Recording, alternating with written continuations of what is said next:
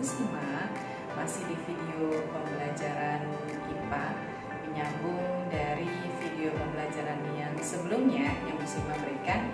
Sekarang kita masih masuk di pembelajaran IPA kelas 7 di bab 2 tentang klasifikasi makhluk hidup. Ya, kemarin kalian sudah diberikan materi mengenai objek IPA dan pengamatannya. Nah, sekarang kita masuk di bab 2. Yuk kita ikuti materinya. Yuk kita simak materinya sekarang mengenai klasifikasi makhluk hidup.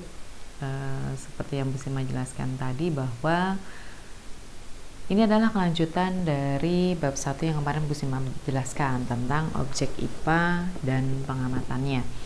Nah, sekarang kita masuk ke bab 2 tentang klasifikasi makhluk hidup. Nanti kita akan belajar di pembelajaran kali ini, yang pertama adalah mengenai ciri-ciri dari makhluk hidup. Nah, sebelumnya Bu Sima mau menjelaskan dulu nih, apa sih tujuan pembelajaran kita pada hari ini. Tujuan pembelajaran kita pada hari ini yaitu peserta didik dapat melakukan pengamatan terhadap makhluk hidup dan benda tak hidup. Jadi diharapkan kalian bisa membedakan nih antara benda hidup dan benda tak hidup. Dan kalian juga bisa selaku peserta didik dapat menjelaskan ciri-ciri makhluk hidup itu apa aja. Jadi kalian bisa tahu tuh apa sih ciri-ciri makhluk hidup yang jelas-jelas sangat membedakan antara makhluk hidup dengan benda tak hidup. Nah, itu pembelajaran kita kali ini. Nah, sebelumnya Bu Sima mau nanya nih, kamu tahu nggak sih ciri-ciri dari makhluk hidup itu apa? Apa sih yang membedakan antara benda hidup dan juga benda tidak hidup? Pasti kamu jawabnya bernafas. Ya, itu benar sekali, exactly. Itu adalah salah satu ciri dari makhluk hidup. Tapi kita akan bahas di sini, bahas tuntas. Sebelum ke klasifikasi, kita fokuskan dulu ke apa aja sih ciri-ciri dari makhluk hidup yang kita bakal pelajari pada hari ini. Yang pertama, ya, kita tahu bahwa di alam semesta ini banyak sekali beragam jenis makhluk hidup. Itu memiliki keragaman baik bentuk, ukuran, habitat, tingkah laku. Nah, di mana nanti kita perlu namanya klasifikasi yang tujuannya untuk memudahkan dalam mempelajari makhluk hidup.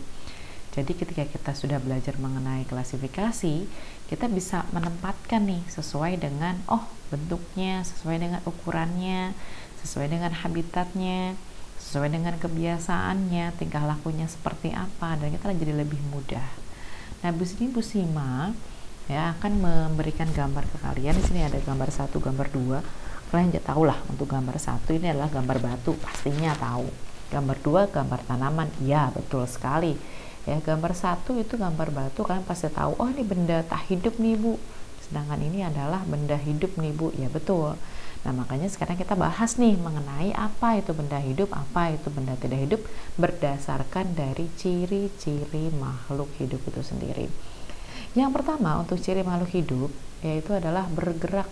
Itu ditandai dengan posisi baik sebagian ataupun seluruh anggota tubuh berpindah posisi. Nah, kita tahu batu itu tidak bisa bergerak jika tidak ada pengaruh dari luar seperti hujan, angin, atau harus kita bantu nih dengan tangan. Beda dengan tumbuhan yang bisa bergerak, contohnya bisa menuju sumber cahaya, atau seperti yang Bu Sima berikan gambar. Atau tanaman bisa juga bergerak menuju sumber air, bisa juga seperti itu. Nah, itu bedanya antara tumbuhan dengan batu yang bisa bergerak atau tidak. Ciri yang kedua adalah membutuhkan nutrisi. Kita tahu bahwa makhluk hidup itu pasti butuh nutrisi. Manusia makan setiap hari, minum setiap hari.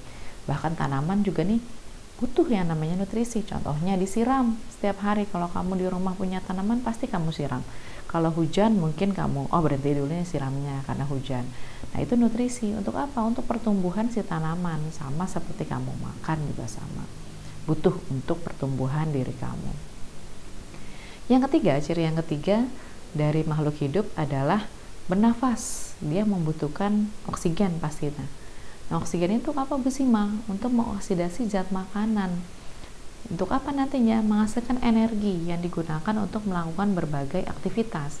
Kita tidak mungkin bisa melakukan aktivitas tanpa oksigen, ya, tanpa bernafas. Jadi setiap hari kita pasti butuh yang namanya bernafas untuk oksidasi zat makanan kita yang digunakan untuk menghasilkan energi. Berikutnya, ciri makhluk hidup yang berikutnya adalah tumbuh dan berkembang.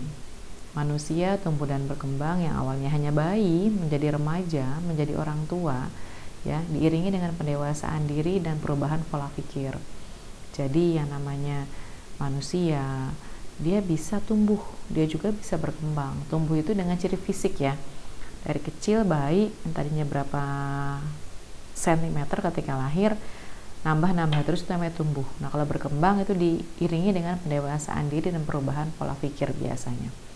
Selain manusia, ada juga tumbuhan nih. Tumbuhan juga bisa tumbuh dan berkembang, ya.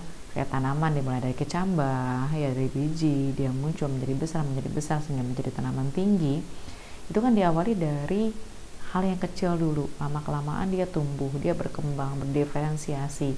Masing-masing bagiannya dia bisa berfungsi sesuai dengan fungsinya, sesuai dengan diferensiasi perkembangan dia ketika dia semakin besar dan semakin besar gitu. Ciri yang berikutnya adalah bereproduksi. Makhluk hidup bereproduksi, itu berkembang biak untuk mempertahankan keturunannya. Jadi makhluk hidup pasti butuh untuk menghasilkan keturunan, untuk mempertahankan keturunannya nanti dengan cara reproduksi. Ya macam-macam, tumbuhan, hewan, bahkan manusia memiliki cara tersendiri ketika dia harus bereproduksi atau harus melahirkan keturunannya gitu. Nah, ciri yang berikutnya yaitu beradaptasi. Nah, ini merupakan salah satu ciri dari makhluk hidup juga. Adaptasi itu berarti menyesuaikan diri terhadap lingkungan luar. Di sini Bu Sima memberikan gambar seorang anak yang keringetan, gobios ya, keringetan. Nah, itu karena apa? Karena dia beradaptasi. Kita melihat si anak ini sedang dalam kondisi kepanasan, ya, karena sinar matahari, akhirnya dia menyesuaikan diri dengan mengeluarkan keringat yang banyak untuk menjaga kestabilan suhu dalam tubuhnya, ya, stabilan pada suhu di dalam tubuhnya. Next berikutnya adalah ciri berikutnya adalah peka terhadap rangsang. Nah, ini salah satunya juga, ya. Jadi makhluk hidup itu dia bisa peka terhadap rangsang. Contohnya di sini bisa memberikan contoh, ada daun putri malu yang ketika disentuh dia langsung mengatuk. Ya, mungkin kamu sering lihat juga nih. Ya, ada daun yang ketika disentuh dia menutup. Itu salah satu ciri dari makhluk hidup, yaitu peka terhadap rangsangan dari luar. Nah, yang berikutnya, ciri makhluk hidup yang berikutnya adalah mengeluarkan zat buangan atau ekskresi. Ekskresi adalah mengeluarkan zat-zat sisa yang memang tidak diperlukan oleh tubuh. Itu ekskresi, contohnya pada manusia, contohnya mengeluarkan CO2 hasil dari pernapasan. Kita tahu bahwa pernapas itu membutuhkan apa tadi?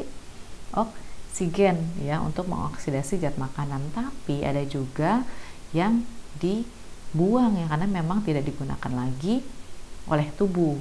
Itu namanya zat buangan atau ekskresi. Nah, itu adalah ciri-ciri dari makhluk hidup. Nah, di pertemuan berikutnya nanti kita akan bahas mengenai klasifikasi makhluk hidup berdasarkan pengklasifikasiannya seperti apa.